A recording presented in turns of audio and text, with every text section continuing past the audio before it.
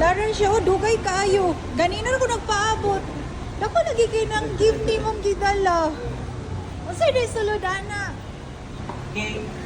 Cake? Oh. Wow, cake ni mong dala. Nganong dili ako imong gipabake?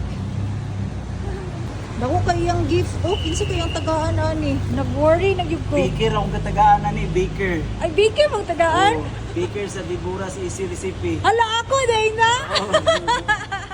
So ayan na nga, samahan niyo akong mag-unbox at ma-excite sa regalong natanggap ko. Actually, alam ko na kung anong laman ito. Pero iba pa rin talaga yung excitement kapag binuksan mo na siya mismo. Simpleng bagay lang naman ito para sa iba. Pero para sa akin, bilang isang home baker, masasabi kong best gift ever talaga ito. Sigurado akong yung mga kapwa home baker dyan makaka-relate. Dahil isa ito sa mga pinaka-inaasam-asam naming gamit sa kusina, ang stand mixer.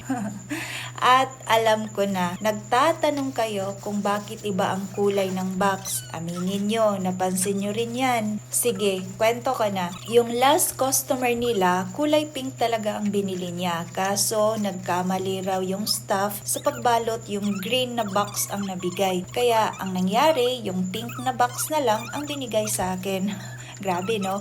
Okay lang naman sa akin yan. Ang importante, maayos ang item, walang gasgas, at walang problema. At higit sa lahat, sobrang saya at grateful ako sa regalong ito. Maraming salamat sa panonood at pakikisama nyo sa aking unbox moment. Kung kapwa home baker ka rin at naiintindihan mo ang saya ng ganitong regalo, comment ka naman dyan. Saya lang po guys, always bake with love.